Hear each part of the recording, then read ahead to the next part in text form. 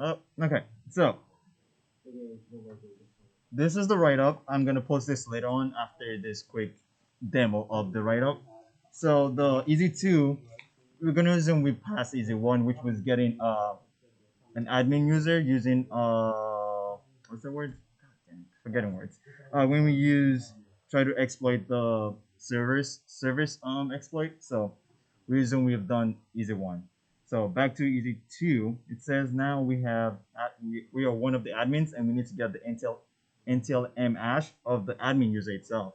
So MTL use hash. It's like a unique identifier for each user on the box, and I believe it's used when trying to do some priv-esque. I might be wrong on that. I'm not the absolute best with Windows knowledge, but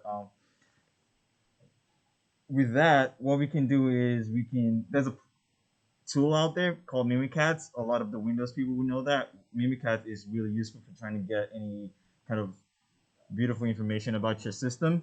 So the first thing we do is again, this is the link. You can always find that Mimikatz code.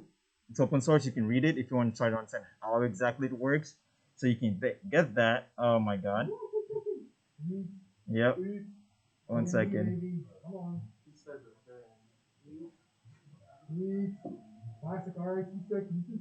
I closed everything except that. That's my group chat. My group chat is. Oh, it's never mind. Okay, back to the fun stuff. So, oof, I made him. So we will need to download the Mimikatz PowerShell script and install it. And as you can see at the bottom here, there's different parameters you can pass to it. So you can give it a debug to get like any sort of debug message. There's also the token tries to elevate the user, and I believe all of this would try to dump any form of ash on the Windows machine. So we can try to do that. Oh, I didn't close everything. Oh, okay. Side champ. Oh no, it's right there. So I was having a little issue trying to download the script and running it in memory. So I just put it on the desktop, as you can see right there. Again, you can always read this if you want to. Make sure you run this as admin so you can get all the NTLM ashes of everyone. So you have all of this. Read it. If you don't, it doesn't affect anyone. So this again, this is the command that you guys saw on the paper, like that, and execute. Oh, okay. PowerShell. That. Ugh. Oh, okay. That was weird. But right there, it shows you all the NTML hash of everyone on the box. And the challenge is to get the NTLM hash of the admin user. So you can just scroll up a little bit, and this would be the flag. So RS squiggly braces and this number, and that would be the flag for easy two. Easy stuff. Whoa, right? Okay. And there's medium one. This one is saying there's some malicious or funny looking DLL that's left on the machine. You don't know exactly where it's located. So just like out in Linux where we have to search the whole file system to find like whatever we're trying to look for, like using the find command, then give it the slash and tell it what you put it quotes like what type of file you're looking for. It's just kind of the same for Windows, except you use the get child item equivalent. So you can run this command and it lists all of the DLLs on the machine.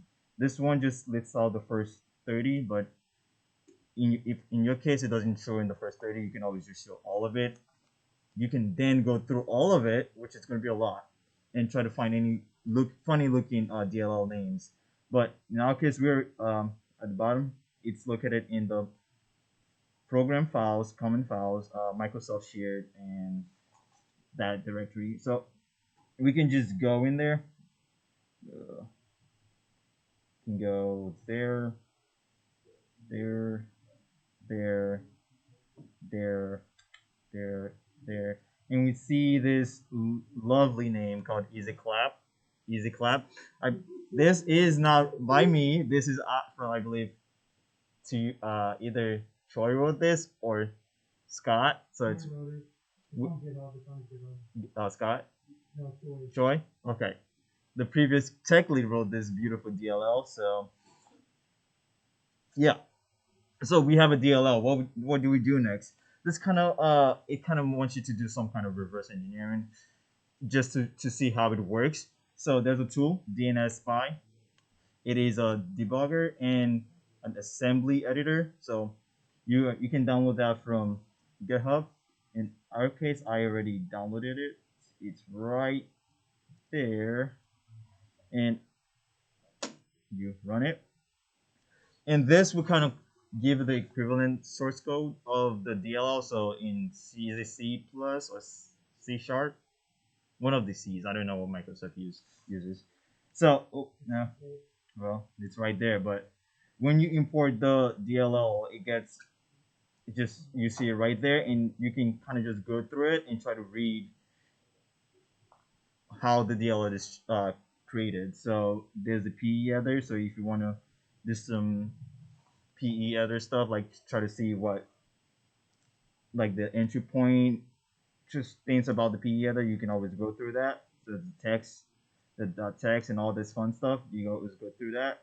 And but if you want to try to see the code itself, there's the EasyClap. That's the kind of say the folder of the source code, and in there you can see all the functions or that function. I don't know exactly where they get it from, but the program I believe is the main. It's where the entry point is, and in there you can see like really easy names like main. So that's like the main file, the main function. You can go through that, try to read it, but after trying to read some C plus plus question mark files, Enzo, is that a C plus plus or C sharp? C sharp, okay. All right. Yeah. C sharp, okay. All of this is C sharp.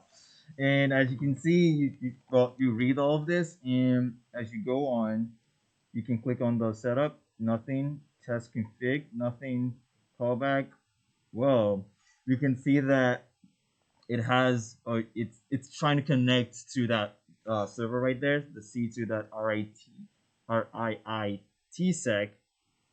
call backslash agent is trying to send all of this information, and right there is our flag, the fall of C sharp, fall of the rise of. Okay, yeah, that's medium one. Just makes you want to do some trying to search the file system and doing some little bit of a reversing right there.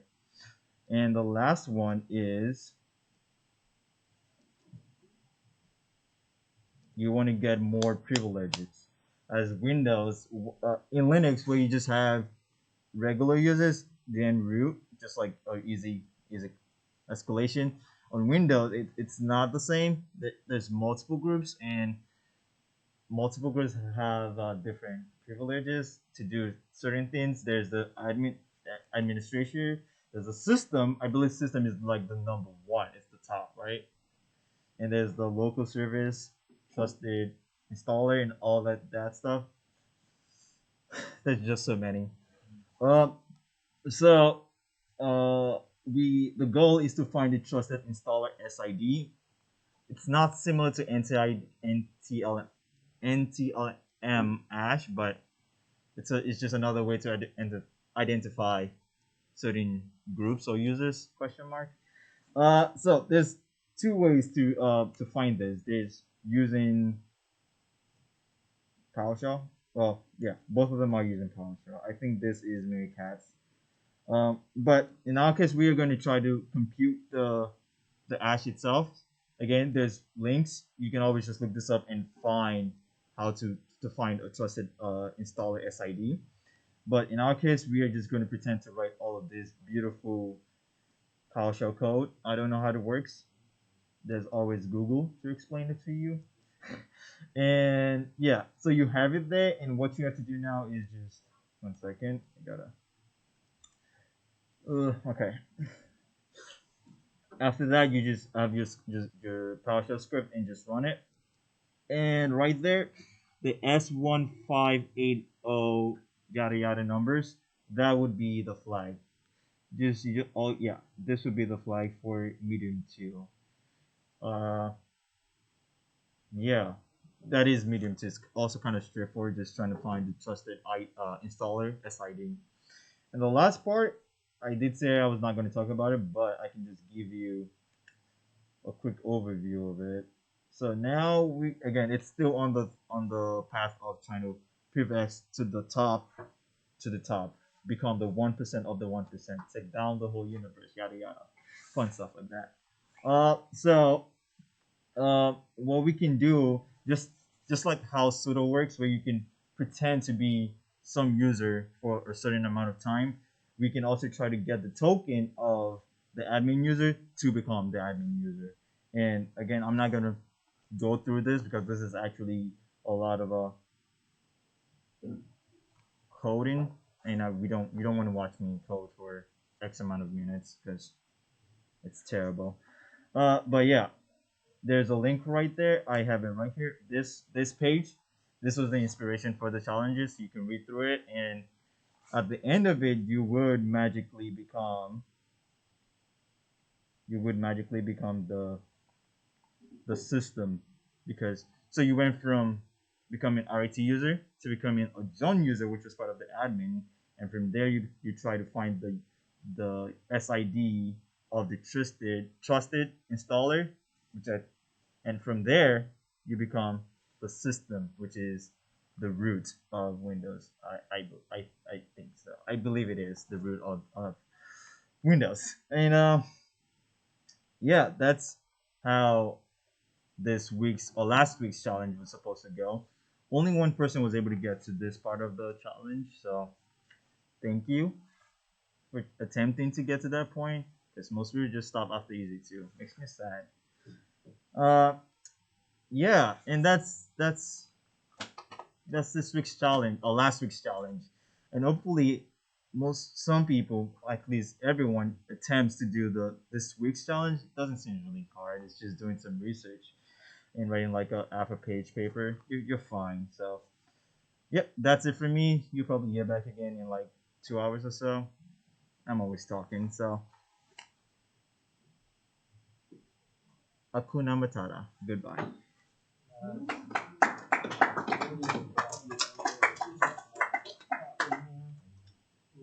Easy class.